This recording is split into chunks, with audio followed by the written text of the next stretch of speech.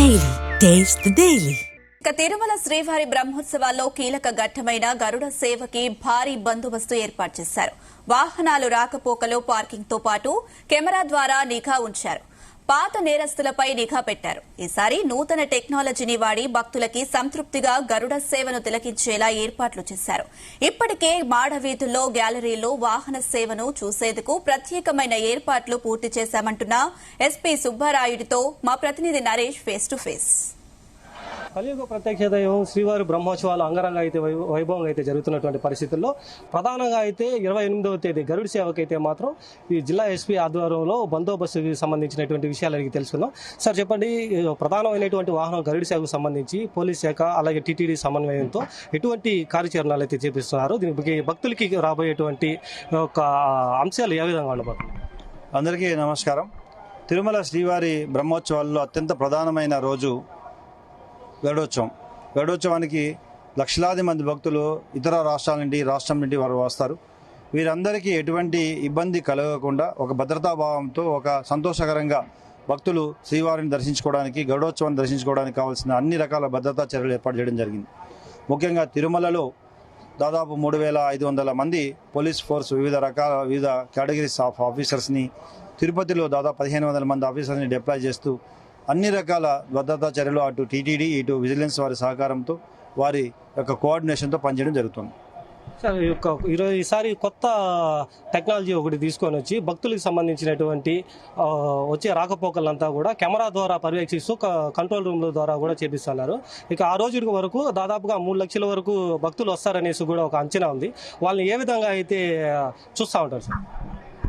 ఈసారి చాలా టెక్నాలజీని అప్డేట్ చేయడం జరిగింది. ముఖ్యంగా మాడవీధులు అయితేనేమి, ఇన్నర్ ఏరియా, తర్వాత అటు అవుటర్ ఏరియా పార్కింగ్ ప్రాంతాలు, అటు తిరుపతిలో కూడా అలిపిరి పాదాలు, తర్వాత శ్రీవారి మెట్లు అన్ని ప్రాంతాలు కూడా కవర్ చేస్తూ, railway station, bus stand cover చేస్తూ అక్కడ డ్రోన్ కెమెరాస్ కూడా వాడడం జరుగుతుంది.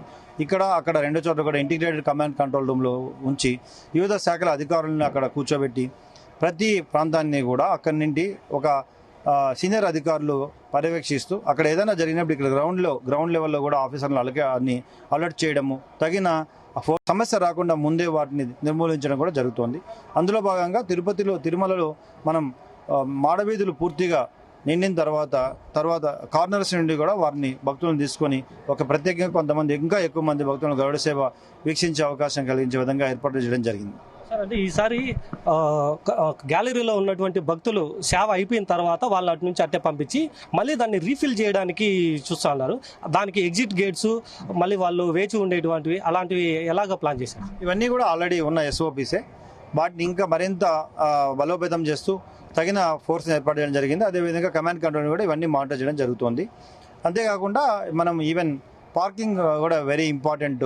ఇప్పుడు ఇక్కడ తిరుమలలో కేవలం మనకి 4,000 వెహికల్స్ సదుపాయం మాత్రమే ఉంది కాబట్టి అనేక మంది భక్తులు ఇక్కడికి రావడం వల్ల ట్రాఫిక్ అంతరాయం కలగకుండా తిరుమలలో 3,500 వెహికల్స్ దాటిన తర్వాత తిరుపతిలో మనం కేటాయించిన 5 ప్రాంతాలు, ముఖ్యంగా దేవులోకు, తర్వాత మన భారతీయ విద్యాభవనం, ఇతర ప్రాంతాలలో సపరేట్ పార్కింగ్ సదుపాయం కల్పించి అక్కడి నుండి RTC బస్సుల ద్వారా భక్తుల్ని పైకి చేర్చి సురక్షితంగా ఈ అందరికీ కూడా స్వామివారిని దర్శించుకునే అవకాశం కల్పించడం జరుగుతుంది. అంటే ఈ గరుడ సేవకు మాత్రం ట్యాక్సీలు కానీ ఆల్రెడీ 2 వీలర్స్ని మాత్రం ఆ రోజు వరకు అలో లేకుండా చేశారు. తర్వాత ఈ ట్యాక్సీలకు సంబంధించి వాటిని కూడా అంటే వాళ్ళు వచ్చేటప్పుడు ఎక్కువగా భక్తుల రద్దీతో పాటు వాహనాల రద్దీ కూడా ఎక్కువ అవుతూ ఉంటుంది. దాని ద్వారా వాళ్ళకి ఏమైనా రిస్ట్రిక్షన్స్ ఏమైనా ఉన్నాయి సార్? ఈరోజు సాయంత్రం నుండి 2 వీలర్స్ రెస్ట్రిక్షన్స్ కంప్లీట్గా చేయడం జరిగింది. తర్వాత ప్రైవేట్ వెహికల్స్ కూడా GNC దగ్గర క్రాస్ చేసుకుని వెళ్ళాలి. వీరు రేషన్ నెగ్లిజెంట్గా తోలకూడదని ఆల్రెడీ మీటింగ్ పెట్టడం జరిగింది. సెపరేట్ RTI టీమ్స్ని కూడా మనం ఫామ్ చేసి వీళ్ళందరికీ క్రమశిక్షణగా వెళ్లే విధంగా ఏర్పాటు జరిగింది. అంతేకాకుండా RTC బస్సులను ఎక్కువగా ఉపయోగిస్తే ఎటువంటి ప్రమాదాలు జరగకుండా సురక్షితంగా వచ్చే అవకాశం ఉంది కాబట్టి ఎక్కువగా RTC బస్సులు మనం ఎంకరేజ్ చేస్తున్నాము. సర్టెన్ టైం దాటిన తర్వాత పార్కింగ్ ఇక్కడ అయిపోయిన తర్వాత తప్పకుండా ఓన్లీ RTC బస్సులు మాత్రం అలో చేయడం జరుగుతుంది. గతంలో కూడా ఎస్పీకి సంబంధించినటువంటి సుబ్బారాయుడు అయితే మాత్రం ఇంకొక చిన్న విషయం సార్, సోషల్ మీడియాకి సంబంధించి ఎటువంటి యాడ్స్ కానీ అలాగే ఫేక్ న్యూస్లు కూడా కొన్ని వైరల్ అవుతూ ఉంటాయి. వాటి మీద ఎలాంటి చర్యలు ఉంటాయి? అఫీషియల్గా పోలీసు వారికి సంబంధించినటువంటి సోషల్ మీడియాలో ఎటువంటివి మాత్రమే నమ్మాలనేది చెప్తా ఉంటారు. ఈ తిరుమల బ్రహ్మోత్సవాలకు సంబంధించి ఒక separate social media and cyber మానిటరింగ్ని సెల్ ఏర్పాటు చేయడం జరిగింది. ఇక్కడ ఒక సుశిక్షితులైన వ్యక్తుల్ని ఇక్కడ ఉంచి అన్నీ కూడా అబ్జర్వ్ చేయడం జరుగుతుంది.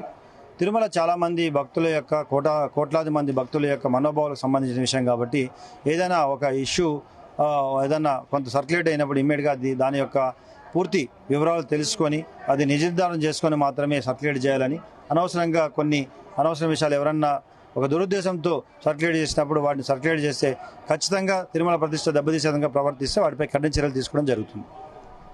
గతంలో కూడా ఎస్పీ సుబ్బారాయుడు గారు అయితే మాత్రం ఒక తిరుపతి ఎస్పీగా ఉన్నప్పుడు ఈ యొక్క పర్యవేక్షణలంతా కూడా దగ్గరుండి చూసుకొని ఒక అవగాహనతో కూడా ఈసారి 28వ తేదీ వచ్చేటువంటి గరుడ సేవకైతే మాత్రం దాన్ని విజయవంతం చేయాలనేసి ఇప్పటికే పలు ఏర్పాట్లు కూడా చేశారు. దీంతో పాటుగా టీటీడీని కూడా సమన్వయం చేసుకొని అలాగే 3500 మంది పోలీసు సిబ్బందితో పాటుగా భారీ బందోబస్తు అయితే నిర్వహిస్తున్నటువంటి పరిస్థితి అయితే ఉంది.